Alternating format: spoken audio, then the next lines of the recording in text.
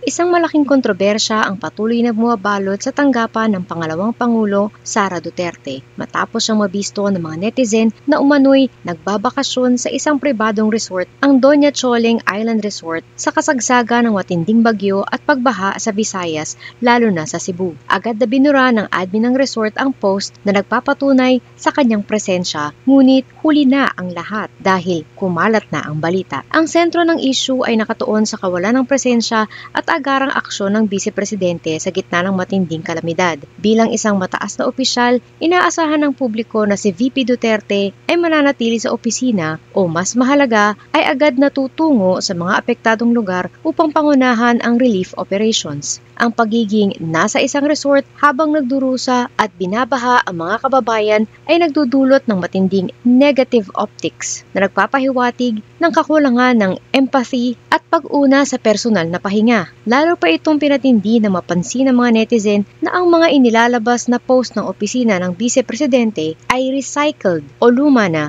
nagpapahiwatig ng kawalan ng agarang pagkilos. Ayon sa pinakahuling balita ngayong Martes, 11 ng Nobyembre, nakatakda na raw pangunahan ni Vice Presidente Sara Duterte ang pamamahagi ng relief assistance sa mga lugar na matinding sinalanta ng Tropical Cyclone Tino at Uwan. Bibisitahin umano ng pangalawang Pangulo ang Canlaon City sa Negros Oriental at ang Bacolod City, Binalbagan, La Carlota City, La Castellana, Moises Padilla at Bago City sa Negros Occidental. Magbibigay din siya ng tulong libing sa mga pamilya sa Bago City, Canlaon City, La Carlota City at La Castellana. Ngunit mariing pinupuna ng mga kritiko na ang hakbang na ito ay tila naging liwanag na lang matapos ang bagyo o late kumpara sa mabilisang pagresponde ng Pangulo at iba pang matataas na opisyal ng gobyerno. Matatandaang marami sa mga apektadong lugar ay matagal nang naghihintay ng tulong at ang desisyon ni VP Sara na unahin ang leisure o personal na bakasyon habang ang bansa ay sinasalanta ay tiningnan ng publiko bilang malaking pagpapabaya. Higit pa sa pagliban, ang gasto sa mga biyahe ni VP Sara, lokal man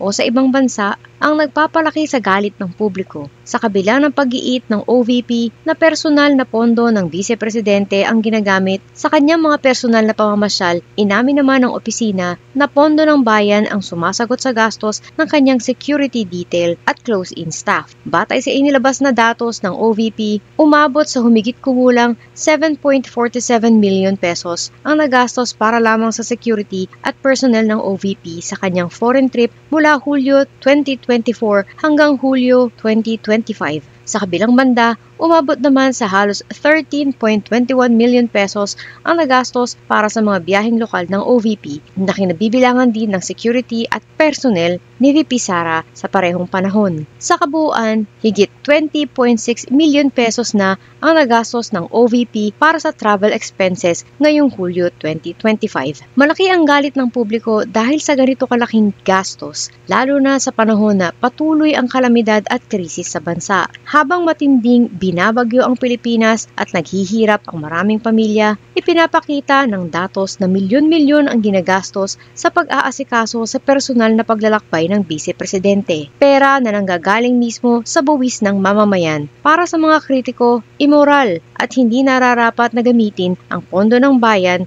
para sa security at staff para sa mga biyaheng hindi pangunahing pangangailangan ng bansa, lalo na kung ito ay nagaganap habang may matinding krisis.